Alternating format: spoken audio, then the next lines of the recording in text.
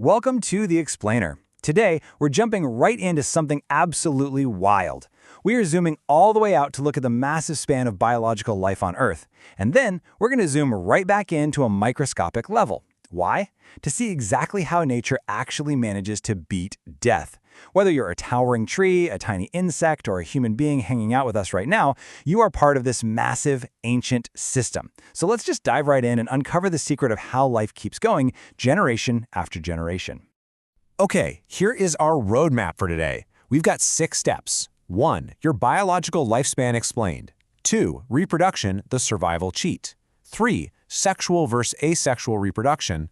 4. 3 biological life cycles. 5. Surviving as a parasite. And finally, 6. The unbroken chain of life. Let's get to it. Section 1. Your biological lifespan explained. To kick things off, we really need to nail down what we mean when we talk about a lifespan. It's a beautifully simple definition, honestly.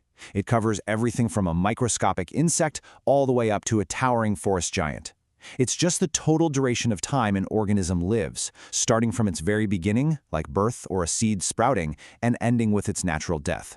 Now, you might be wondering about that phrase, natural death. What we're talking about here is the maximum genetic potential of a creature. Assuming they aren't taken out early by an accident, or a predator, or a crazy, harsh environment.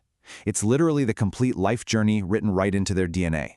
When you actually look at the numbers, it's absolutely mind-blowing to contrast how time is experienced across nature. Just look at the tiny mayfly at the top there. It has an approximate lifespan of just a single day. Think about that. In 24 hours, it is born, it reproduces, and it dies. The whole shebang in one day. Then you've got dogs at 10 to 15 years, and us humans averaging 70 to 80 years. But then we look at the plant kingdom. A banyan tree easily lives over 200 years, and the giant sequoia? Over 3,000 years. Actually, to put that into perspective, there are living trees out there today that were already ancient before the Roman Empire even existed. There is just no way you can look at that and not feel like our human lifespan is just a tiny blip on the radar. Now, looking at those massive trees, you might be thinking, well, bigger things probably just live longer, right? Actually, scratch that. It's a common misconception, but a larger body size absolutely does not mean a longer life.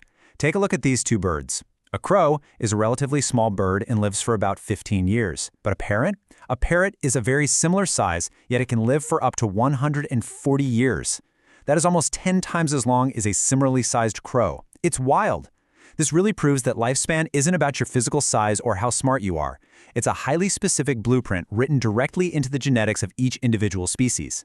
But here's the thing that unites us. Regardless of whether you're an annual plant that lives for just one single season or a human living for decades, we all generally follow this exact same biological timeline.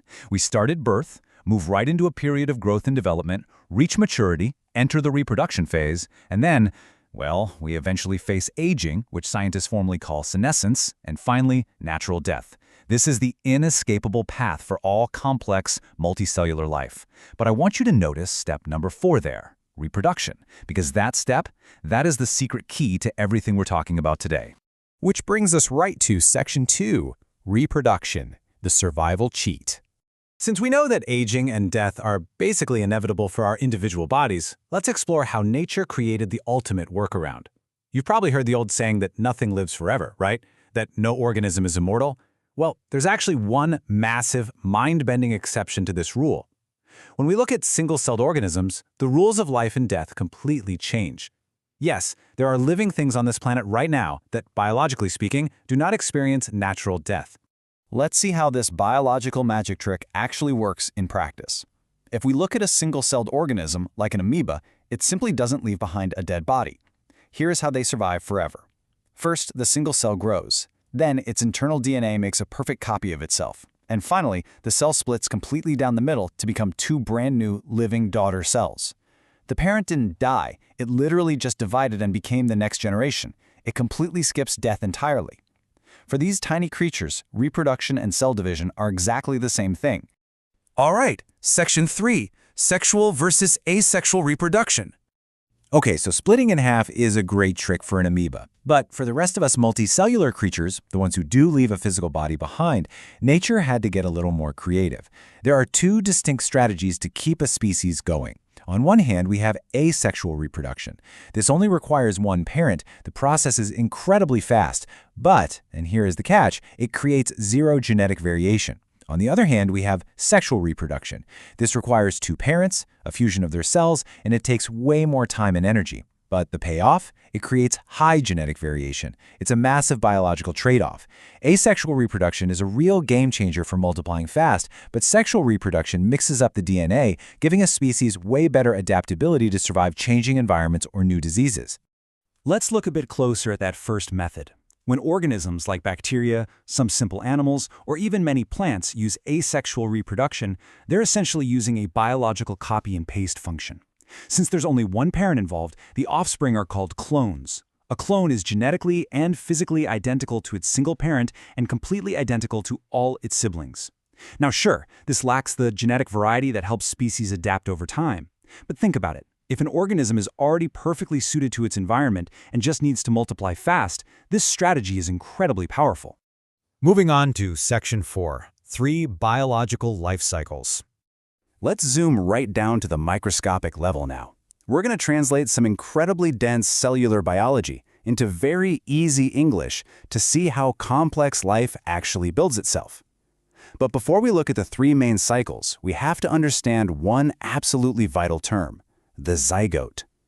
A zygote is the very first single cell that is formed when two parent cells, like a sperm and an egg, fuse together during sexual reproduction.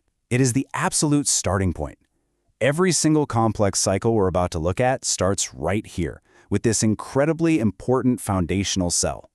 Our first cycle is the haplontic cycle, or what we can just call the fungi way. This is wild. Used by most fungi and some algae, the organism spends almost its entire life running on just a single half set of genetic instructions. When it's time to reproduce, two of these single set cells briefly fuse together to make that zygote we just talked about. But wait, it doesn't stay that way. The fused cell immediately splits back down into multiple new cells that once again only have a single set of genetics. So it's basically a very fast, temporary fusion just to mix up the DNA before jumping right back into that single set lifestyle. Next up is the diplontic cycle. Let's call this the human way, because this is the cycle that is literally happening inside you right now. In this cycle, that initial fused zygote cell divides millions and millions of times to build a large, complex body. Because of this, almost every single cell in your body contains a double set of genetics, one full set from each parent. The only exception? Your highly specialized reproductive cells.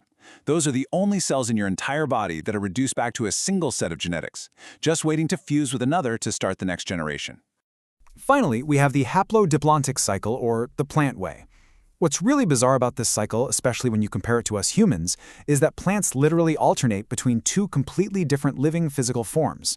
First, one physical form of the plant grows and creates spores. Now those spores don't just make another identical plant, no way. They fall to the ground and grow into a second, completely different-looking plant form. That second plant is the one that actually makes the reproductive cells to start the cycle all over again. It's honestly like a botanical relay race, with the plant bouncing back and forth between two distinct physical bodies, generation after generation. Which brings us to Section 5, surviving as a parasite. So, we've seen how independent organisms survive, but not every creature plays by the simple rules of growing up and reproducing all on their own. And that brings us to the incredibly complex and, let's be honest, kind of terrifying life cycles of parasites. Parasites often have what scientists call an indirect life cycle. That means they absolutely rely on hopping between completely different animal hosts just to survive and grow up. Take the heartworm, for example. First, a microscopic larva gets eaten by a female mosquito. Inside the insect, it develops into an infective stage. Then, when that mosquito bites a dog, the parasite is transmitted directly into the dog's bloodstream. Finally, it travels to the dog's heart and pulmonary artery, where it matures into an adult. It completely relies on the bodies of two completely different animals just to finish one single lifespan. All right, let's wrap things up with Section 6, the unbroken chain of life. We are going to zoom all the way back out now to look at the massive evolutionary scale of everything we've just learned. It really brings up a profound puzzle. Think about it. If every individual plant and animal eventually ages and dies, if no multicellular body is immortal, How on earth has life survived continuously on this harsh planet for billions of years? How did the chain not break? Well, the answer lies in a jaw-dropping philosophical secret hidden inside the very mechanics of reproduction we've been talking about. Here is the absolutely crucial point. Your everyday body cells, they age and they die. But your specialized reproductive cells, what scientists call the germline, possess unique biological maintenance systems. The Russian biologist George Medvedev pointed out something fascinating. Sexual reproduction actually allows these specific cells to constantly repair their DNA. During the process of creating reproductive cells, bad DNA damage is physically filtered out and repaired. Because of this intense repair process, the potential for these cells to divide is carefully maintained generation after generation. They completely avoid the irreversible aging that destroys the rest of the body. In a very real sense, that specific lineage of cells is immortal. Just look at that number, 3 billion. We're talking about 3 billion years. Because of that incredible DNA repair process we just talked about, there is an unbroken line of successive cell divisions stretching from the very origin of single-celled life on Earth, running through billions of years of evolution straight into the cells that built you. That chain has never, ever been broken, not even once. This quote perfectly hits the nail on the head. As the research notes, it is not actually individual cells that are immortal, but multi-generational cell lineages. So, as we wrap up this explainer, I want to leave you with this absolutely incredible thought. While our individual bodies are temporary and our personal lifespans might only be, say, 80 years, you are the current living caretaker of an ancient immortal chain of life that is literally 3 billion years old. So, what are you going to do with your span of time?